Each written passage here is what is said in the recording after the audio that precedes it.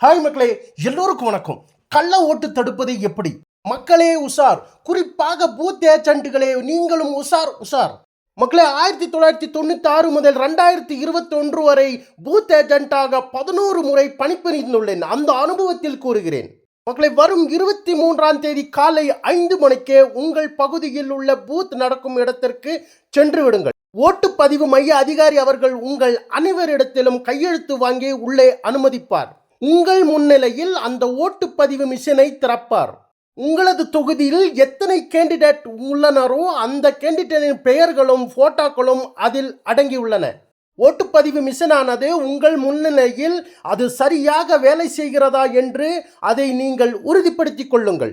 அனைத்து கட்சி ஏஜென்ட்டுகளும் அந்த பூத்தில் உள்ள மிஷினானது எல்லா பட்டன்களும் சரியாக வேலை செய்கிறதா என்பதை உறுதிப்படுத்திக் கொள்ளுங்கள். எல்லா பூத் ஏஜென்ட்டுகளும் சேர்ந்து 60 முறை ஓட்டுப்பதிவு செய்யுங்கள். எந்தெந்த கட்சிக்கு எவ்வளவு ஓட்டுப்பதிவு செய்கிறீர்கள் என்பதை தனித்தனியாக கணக்கெடுங்கள்.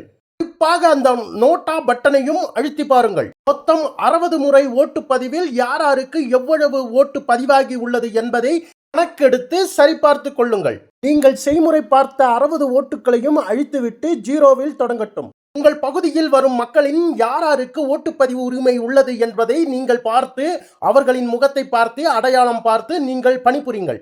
ஆம் மக்களே, நான் ஒரே கட்சியில் 13 முறை பணிபுரிந்து குப்பை கொட்டியுள்ளேன். அந்த தவறை நீங்களும் செய்யாதீர்கள் மக்களே. 30 ஆண்டுகள் அடிமட்ட தொண்டனாகவே இருந்துவிட்டேன். அனைத்து கட்சி அடிமட்ட தொண்டர் அனைவர்களுக்கும் எனது அனுபவத்தை கூறுகிறேன், கேளுங்கள். என்னை போன்று ஒரே கட்சியில் நேர்மையாக உழைக்காதீர்கள். அப்படி இருந்தால் மட்டுமே உங்களுக்கு பதவி நிச்சயம், பதவி உயர்வும் நிச்சயம். ஒரு கட்சியிலிருந்து இன்னொரு கட்சியிற்கு கட்சி தாவலை கடைபிடியுங்கள். ஒரு கட்சியில் அடிமட்ட தொண்டன் இல்லை என்றால் அவர்கள் ஓட்டு கேட்கும் வரும்பொழுது அவர்கள் கண்டிப்பாக சூடுபட்டு போவார்கள். ஓகே மக்களே, உங்கள் ஓட்டுப்பதிவை வீணாக்காமல் யார் முதல்வரானால் வீட்டிற்கும் நாட்டிற்கும் நன்மைகள் செய்வார்கள் என்று நீங்கள் எண்ணிக்கொண்டு 23ஆம் தேதி அன்று உங்கள் ஓட்டு உரிமையை நிலைநாட்டுங்கள். நன்றி மக்களே. பூத் ஏஜென்ட்டுகள் அனைவரும் ஓட்டுப்பதிவானது முடிந்தவுடன் அந்த ஓட்டிங் மிஷினின் எண்ணை நீங்கள் பார்த்து வைத்துக் கொள்ளுங்கள். உங்கள் முன்னிலையில் சீல் வைக்கப்பட்டு உங்களிடம் கையெழுத்து வாங்கப்பட்டு அந்த மிஷினை எடுத்து செல்லும் வரை நீங்கள் பாதுகாப்பாக இருங்கள்.